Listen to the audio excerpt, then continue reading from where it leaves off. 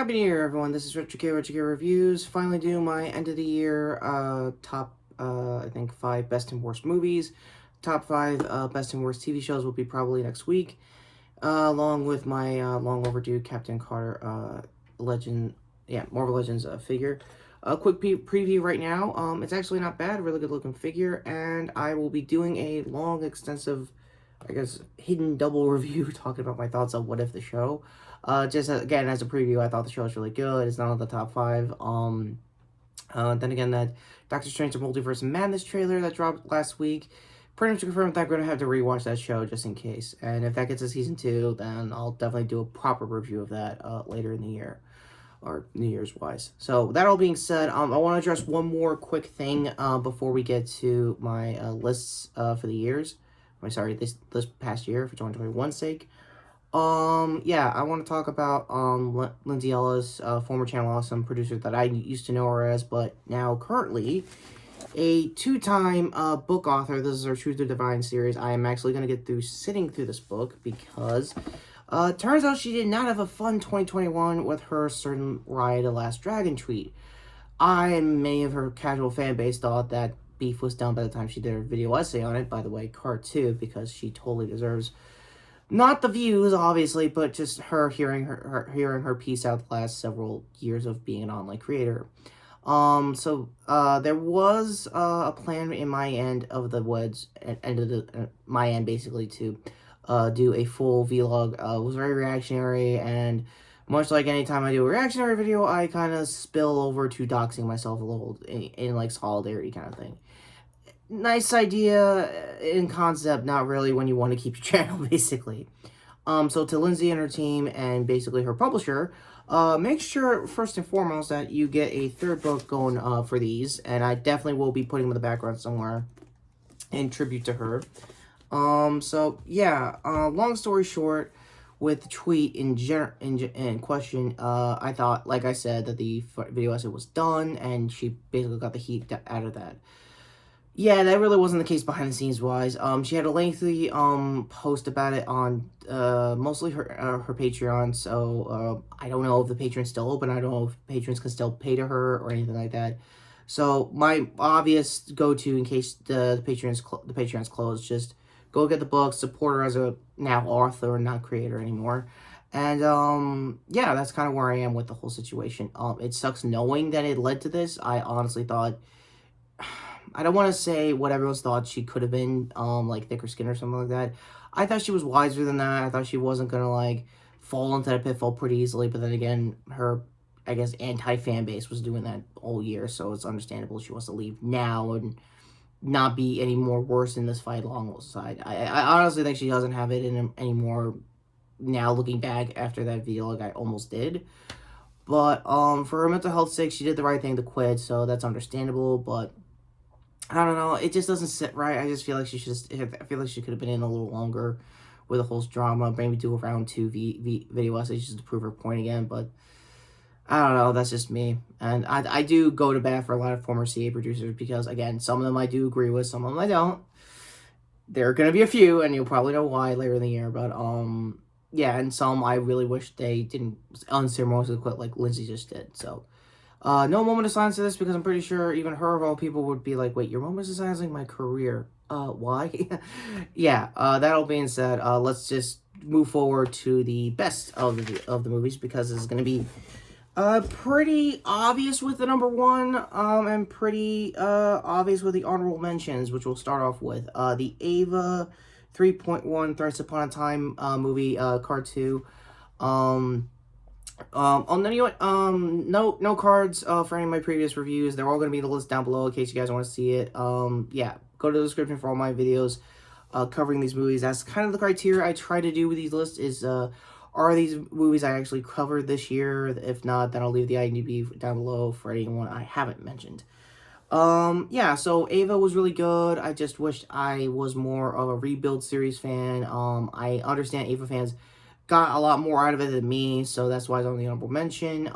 Maybe I'll talk more about Adegiano's work when we get to I think Shin Ultraman's coming out this year, and Shin Kamen next year in 2023. So happy that we're getting closer to that, personally. yeah, speaking on the Tokyo side of things, the second and last honorable mention before we get to the proper list is Godzilla vs. Kong. I think that was still a really good movie. It was a good way to start off the year. Is it worth rewatching on the fights aspect? Yes. Also, I will leave my video down below. I think I praised it a little more than I am now, looking back. Jack from Big Jack Films just did a quick crossover with Angry Video Game Nerd. For those who don't know, I started my channel being a huge AVGN fan, and long story short, Jack, you son of a bitch, I'm amazed you got him on the crossover. So yeah, Carter is a review for that with the nerd. They look like they had fun regardless, and I'm very happy for that. So, gonna speed run the list. Like I said, everything I'm about to talk here are on the description down below for the best. Starting off at the top with Demon Slayer. Yeah, another first of two movies I actually didn't do a full review of. IMDb as well. I'm a casual fan of the series, mainly because it was the biggest shown anime of the last couple of years. The movie was the Mugen Train arc that just wrapped up in continuity with the actual anime. I actually like a lot of the action scenes and stuff like that. I sat through the dub, so it was my first theatrical experience without my father, who's always with me with movies like this, even non-anime stuff. And yeah, it was very weird. It was very jarring. I guess going with my theatrical experience, if you saw my Resident Evil review, I apparently have picked a poor choice of a theater seats for it post-COVID and stuff. It was very weird, quarantine-wise, but no, ultimately it was a really good movie. Maybe I'll do a crossover full review with I guess anybody from Trench's Discord that wants to help me out. Hi Jamie, if you're watching this, by the way. So yeah, he had a lot of fun making fan art of that when it was new, and yeah, that's kind of where I am. Number 4, I really should have done after how viral I got playlist-wise for that one villainous scene video as Jason. Yeah, James Gunn's Suicide Squad. So this is a full review. I'll probably do a real one if the sequel ever drops. It's a lot better than David Ayer's Justice League not Justice League, wow. Suicide Squad by a huge wide margin. A lot of the style and cinematography choices is definitely what Gunn would use for like comic panels of like his generation of DC comics he was reading at the time. I'm assuming Silver Age, maybe Bronze Age, 70s and 80s kind of stuff, which is actually really cool, very understandable. Fandom pretty much undersold a lot of stuff, and I think everyone who was sitting through the Snyder Cut, I think this is probably all I'm gonna have to card to, previous review-wise, yeah, apparently, Snyder got a lot of flack because his version of Starro was there, they didn't want to surprise it was a whole thing. Once you get all that, semi-drama aside, the movie's actually really good. I'm actually gonna sit through Peacemaker. I think later this month is coming out, so again, I'll get more thoughts into how John Cena's portrayal of that character was and how he's a really good villain, and now having to see him as an anti-hero in the show is going to be really weird and very jarring, but again, I'll talk more about that when we get to it. So, now the top 3 is definitely reviews I definitely watched, and I definitely reviewed, so my bad for the following, people who thought all these were going to be woke. Starting up at the top, Shang-Chi and the Legend of the Ten Rings. Long story short, I freaking love this movie. I freaking love that Simu Liu went out of his way to basically flip the bird to all the SJW channels. And it was so cool, and to them, so much of a flop, it's getting a sequel. So my pitch for them, for the sequel is Jackie Chan, direct, awesome times. Get him in the movie somehow as, like, any of Shang-Chi's, villains other than his dad, other than I also think it would be a cool way to get the hand in here and, I don't know, canonize Daredevil better that way also. That's just me. Or, I don't know, do Iron Fist right or something along those lines. Again, balls in your court, Marvel that. So for the movie itself, it was actually really good. I was very happy. It was mostly subtitled for authenticity's sake for China and stuff like that. Simu Liu, like I said, is a breakout star in my eyes. I'm going to sit through most of his comedies he was in lately. I'm a huge fan of Awkwafina. Again, I really want to sit through Noir from Queens. I noticed her style of humor during, what was the Jumanji sequel. Damn it, I forgot the name of the sequel. My bad. I might do a retro review of that in the first movie for in case that ever gets a third movie or like a series or whatever. Because I'm actually a silent Jumanji fan. I think I did a retro review of it, one of my first when Robin passed. So again, if you could look for it, it's probably in the movies playlist. I'll leave the links down there. So yeah, ultimately, I love the movie. I love that it was out on my birthday, and I also love that I got a nice little birthday present for my 30th. Aside from working, yeah, personal story for another time. Is that I got to see a bunch of anti-SJW channels basically cry their eyes out going, but we thought it was gonna, like, a bomb in the box. I was like, no, buddy, this is MCU. It ain't gonna be like that. So, that's where I'm at with them. And, yeah, I'm happy for the movie. I'm happy it's getting a sequel. So, speaking of sequels, number 2 is Ghostbusters Afterlife, aka what you should have done for Ghostbusters 2016. Now, the one tiny thing I'll say nice about those guys is that they're kind of right that Paul Feig is kind of losing his mind, saying he made the better Ghostbusters movie. I don't subscribe to that theory Twitter-wise, so your mileage may vary if he was actually in the right. However, what I can say with Afterlife, it was really good. Return to form for the franchise. I'm very happy that Jason and Ivan Reitman were father and son co-producing, co-directing this. What's there to say? I know they do most of the beats, but they do subvert it in a way that was actually not bad. The new gear was really cool, showing that Eon had a life outside of being a Ghostbuster throughout this whole movie and celebrating Harold Ramis's time as an actor and time as a person in this earth is really cool. And yeah, I feel if I was there on the set, it probably felt very therapeutic on that final ending of seeing his. I don't know if they're going to want to say Force Ghost, but it's kind of obvious as a Force Ghost moment that they clearly should have had in Star Wars Episode 9. And chalk that up to the list of reviews I'm never going to do because those guys made it a freaking minefield to actually say something nice about that movie. But for Ghostbusters' sake, I'm happy it's back to form. It's pretty obvious they're going to do a lot of Stranger Things vibes with it because, again, not just, Phil Wolfhard. I'm forgetting the child actor, that was the main kid in the whole thing. Go to my review. I actually pulled up the IMDb list for that, so make sure that I'm going to be doing that a lot for more reviews going forward. I'm definitely going to pull the cast list instead of just guessing the names again. Yeah, that was really dumb all year. So, for a movie I'm not going to have a hard time, saying, this was awesome for the number 1 was Spider-Man No Way Home, according to my full spoilers review. And, yeah, getting to the point, it was really damn good. What's there to say has been said. I'm happy that Toby and Andrew get to have their round 2 on their side of the franchise. This was probably the darkest version, Tom Holland's version, the character will ever be. And that is really damn cool. Other than that, I don't know what they're going to be doing sequel-wise. Probably Venom. So, yeah, let's, get the worst out of the way, because I'm kind of running on time here. Sorry. Yeah, so for the best movies, congratulations, you're awesome in my eyes, and I will defend them no matter what in the coming years. If that's not a New Year's resolution, I don't know what is. Okay, on to the worst. For honorable mention is Malignant. Yeah, I was kind of hoping that this was a really decent horror movie, and I was kind of weirded out. You could see in my review. But yeah, when you give James Wong, carte blanche to do whatever the hell he wants after the Aquaman, success that surprisingly got, it was really cool. I can see his giallo influences. Again, just that ending was very weird, very abrupt, if I'm going to be honest with you. But again, he wanted to act like a giallo movie, and I can see the artistic integrity there instead of the actual horror side of it. But the actual horror side of it is very weird, very just not impossible to describe, but I don't really have time to, sadly. So again, go to my review for that in the description. What I can say is number 5, Spiral from the Book of Saw was hit or miss. Like, the traps are fine. Again, I'll probably talk more about the anti-cop side of things. Again, they shot this before COVID kicked off and BLM, obviously, in 2020. But, getting to the point, Chris Rock had a good idea here. He was trying his best. I'm not gonna, fault him on that. The twist, though, was really, I guess a mixed bag. To me, I think it was okay. I don't think it's okay enough, personally, to get a sequel, so that's kind of where I am. I'm keeping it vague and non-spoilers, again, due to timing, so my bad in advance.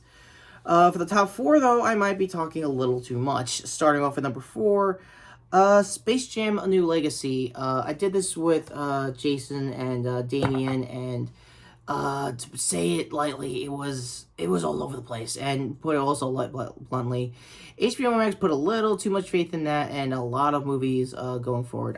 For Matrix Resurrections, I haven't rewatched it, but a lot of people I'm very happy that are doing video essays defending that movie like they used to be defending the sequel. So I'm happy that that's happening. Awesome times. So, there's not really much. It's basically the commercial train that y'all thought it was. LeBron was fine. He was doing okay comedy-wise, but again, he looked like he did better comedy in Trainwreck like a good almost half a decade ago. So, I don't know, that's kind of where I was. When the cartoons went full 3D Pixar styling, it was a little jarring, I'll be honest, but it's also weird that you have a bunch of like extras cosplaying WB characters that look better cinematography-wise than the actual CG characters. Kind of a leap, I'm just saying. So again, I talked more about it when I was Jason and Damien in that review, so go to that as well. Number 3 though, Army of Dark. Wow, I almost ruined Army of Darkness. Army of the Dead.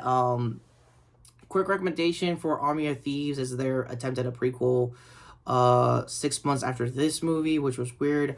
I also highly recommend the Half the Bag Red Letter Media review because, wow, apparently there was a lot weirder shit going on behind the scenes that I kind of thought. Tig Notaro was actually standing for somebody who just got canceled, comedy-wise. Yeah, that happened. And, yeah, in their Red Letter Media, their Half the Bag review on their channel, they basically kind of compared it to Aliens, and it was kind of understandable. And that it's worth a rewatch for that. Action scene-wise was fine. Snyder answered way too many questions. I don't know why there was basically drone zombies. That was weird and something like a Resident Evil plot. And to Trench, I had to replace my number 1 thanks to you, so you're gonna regret that, honestly. So yeah, for number 2, the whole reason why I'm wearing a stupid Venom shirt, first off, 2 reasons. 1, I promised my family I would try to find a way to make this content-able somehow. I didn't even take the tag off. Wow, that's how rushed I'm getting with this review. But yeah, it's Venom Let There Be Carnage.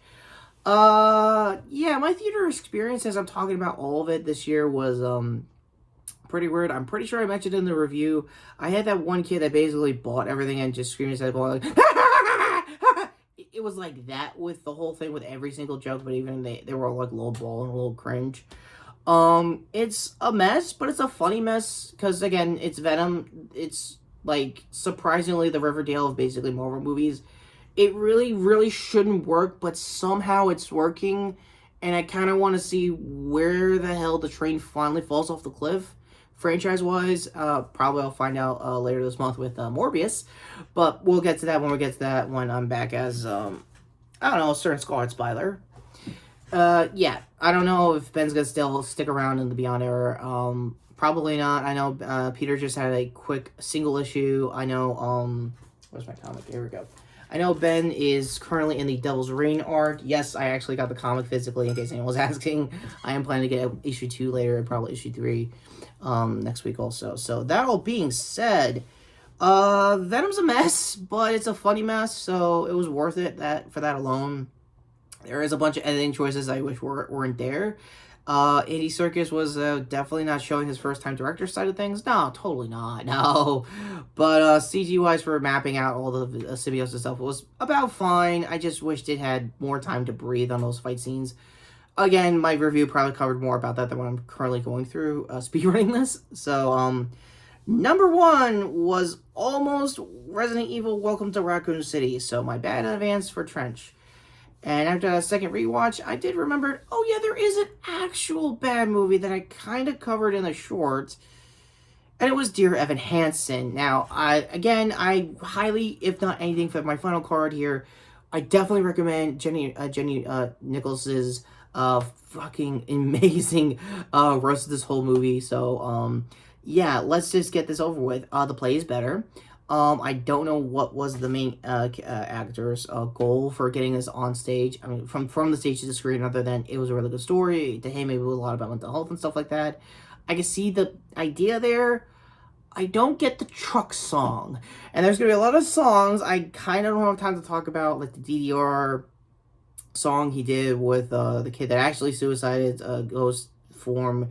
Okay, the plot of Dear Evan Hansen ends in as wild, so this is probably the shortest quick review I'm going to be talking about. He basically fanfics himself into a family and then unfanfics himself because the charity that they had worked but didn't work hard enough, and I am actually stalling for time here because I actually want to see if I could get the cast list. This is how impromptu of a review I really want to do for the sake of...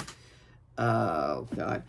Okay, I don't have time. Basically, it's bad. I highly recommend her video essay. She basically goes through a very detailed list of, like, the beginning of the stage, the beginning of the play, how basically... Oh, my goodness. I wish I had time.